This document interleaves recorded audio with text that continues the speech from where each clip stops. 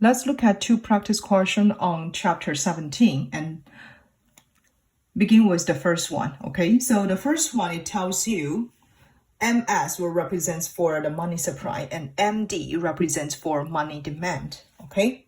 So this is MS and this is MD. And we notice there will be two supply curves, yeah? And it tells you if the relevant money supply curve is labeled as MS1, okay? So we assume now the money supply curve is MS1. It will ask the question, the equilibrium price level.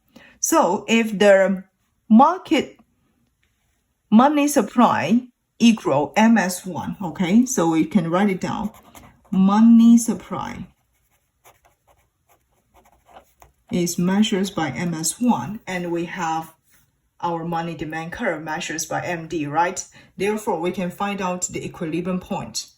This point A here, I can mark as the market equilibrium point, okay?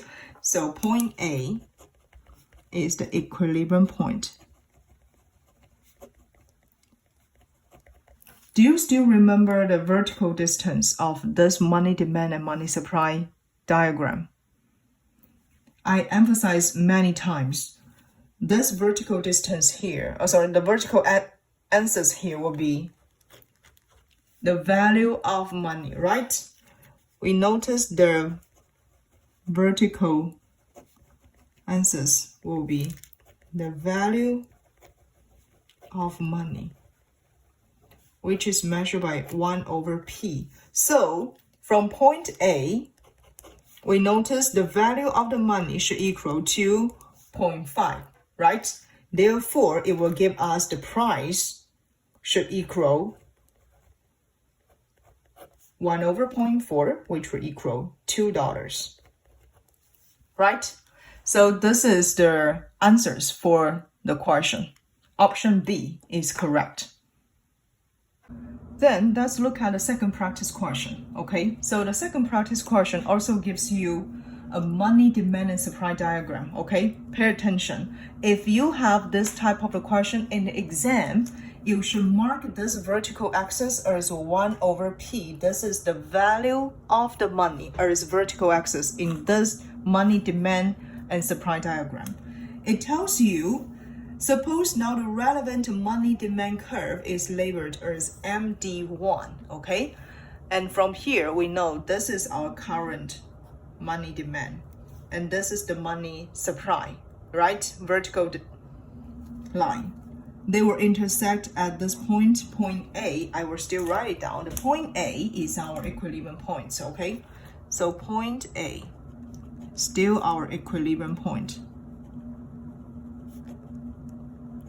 At this equilibrium point, you can find out the money quantity equal $5,000, right?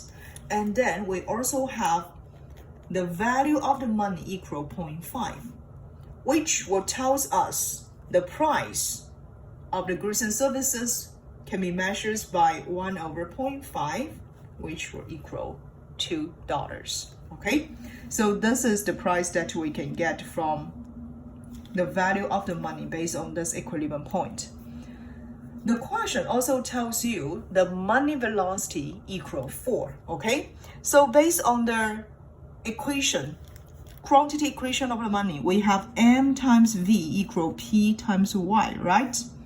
So we will have the real GDP Y will equal M times V divide price, right? We can just move this price to the left-hand side, and then we can have the real GDP equation. Then you can just put down all the numbers. Money quantity equal 5,000. Velocity of the money equal 4.